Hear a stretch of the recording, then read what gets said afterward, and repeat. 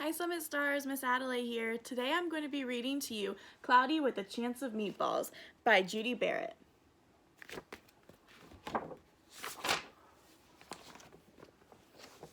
We were all sitting around the big kitchen table.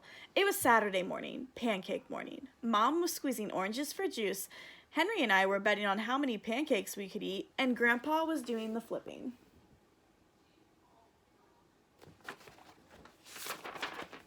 Seconds later, something flew through the air headed towards the kitchen ceiling and landed right on Henry.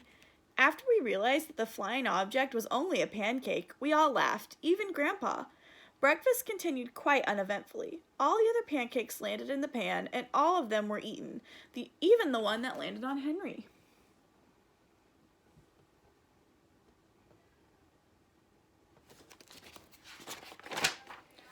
That night, touched off by the pancake incident at breakfast, Grandpa told us the best tall tale bedtime story he had ever told. Across an ocean, over lots of huge, bumpy mountains, across 3 hot deserts and 1 smaller ocean, there lay a tiny town of Chew and Swallow.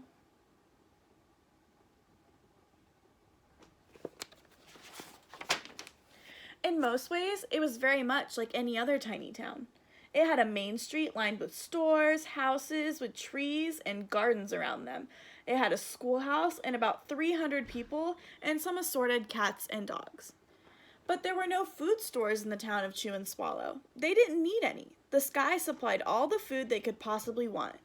The only thing that was really different about Chew and Swallow was its weather.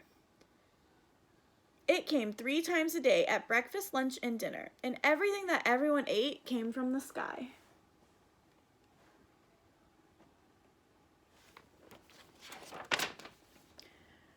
Whatever the weather served, that's what they ate. But it never rained rain, and it never snowed snow. It just rained things like soup and juice. It snowed mashed potatoes and green peas, and sometimes the wind blew in storms of hamburgers.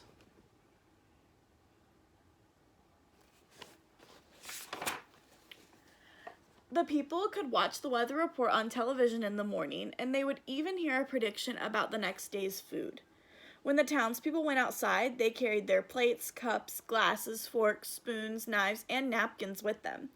That way, they were always prepared for any kind of weather. If there were leftovers, and there usually were, the people took them home and put them in their refrigerators in case they ever got hungry in between meals.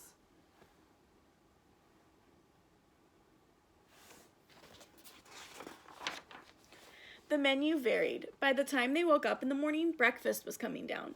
After a brief shower of orange juice, low clouds of sunny-side-up eggs moved in, followed by pieces of toast. Butter and jelly sprinkled down for the toast, and most of the time it rained milk afterwards. For lunch one day, frankenfurters, already in their rolls, blew in from the northwest at about 5 miles per hour. There were mustard clouds nearby, and the wind shifted to the east and brought in baked beans. A drizzle of soda finished off the meal.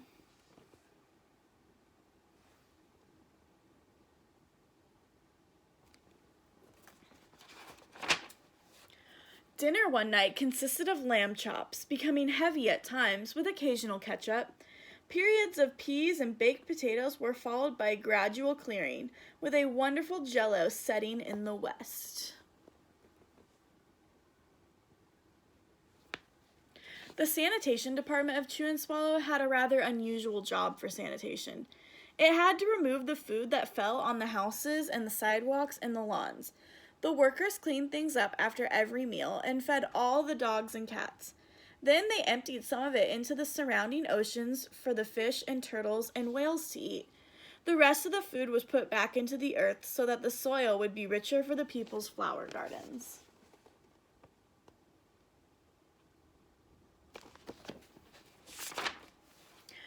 Life for the townspeople was delicious until the weather took a turn for the worse. Spaghetti ties up the town. One day there was nothing but gorgonzola cheese all day long. The next day there was only broccoli, all overcooked. And the next day there were Brussels sprouts and peanut butter with mayonnaise. And another day there was a pea soup fog. No one could see where they were going, and they could barely find the rest of the meal that was stuck in that fog.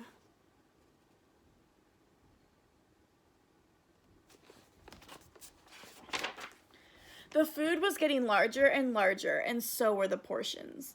The people were getting frightened. Violent storms blew up frequently, and awful things were happening. One Tuesday, there was a hurricane of bread and rolls all day long and into the night. There were soft rolls with hard rolls, and some with seeds and some without. There was white bread and rye and whole wheat toast, and most of it was larger than they had ever seen bread and rolls before. It was a terrible day. Everyone had to stay indoors, roofs were damaged, and the sanitation department was beside itself. The mess took the workers 4 days to clean up, and the sea was full of floating rolls. To help out, the people piled up as much bread as they could in their backyards. The birds picked at it a bit, but it just stayed there and got staler and staler. There was a storm of pancakes one morning and a downpour of maple syrup that nearly flooded the town. A huge pancake covered the school. No one could get it off because of its weight, so they had to close the school.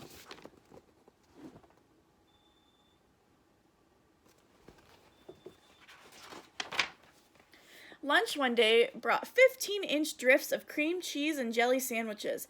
Everyone ate themselves sick, and the day ended with a stomachache.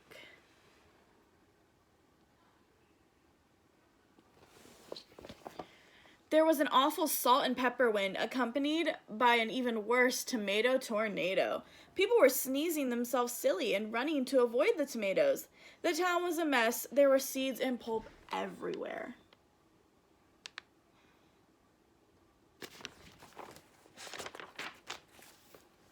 The sanitation department gave up. The job was too big. Everyone feared for their lives. They couldn't go outside most of the time. Many houses had been badly damaged by giant meatballs. Stores were boarded up, and there were no more schools for the children. So a decision was made to abandon the town of Chew and Swallow. It was a matter of survival.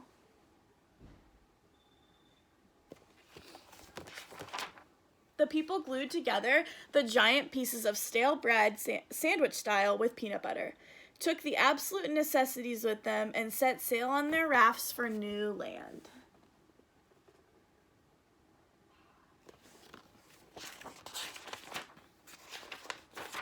After being afloat for a week, they finally reached a small coastal town, which welcomed them. The bread had held up surprisingly well enough for them to build temporary houses for themselves out of it. The children began school again, and the adults all tried to find places for themselves in the new land. The biggest change that they had to make was getting used to buying food at a supermarket. They found it odd that the food was kept on shelves, packaged in boxes, cans, and bottles. Meat that had to be cooked was kept in large refrigerators. Nothing came down from the sky except rain and snow, and the clouds above their head were no longer made of fried eggs. No one ever got hit by a hamburger again, and nobody dared to go back to Chew and Swallow to find out what had happened to it.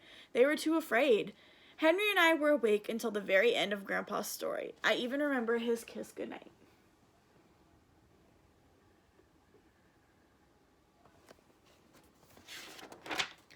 The next morning, we woke up to see snow falling outside. We ran downstairs for breakfast and ate it a lot faster than usual so that we could go sledding with Grandpa.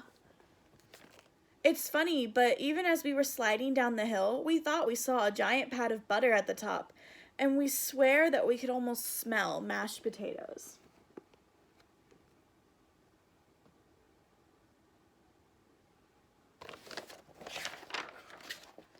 The end. Okay, bye guys.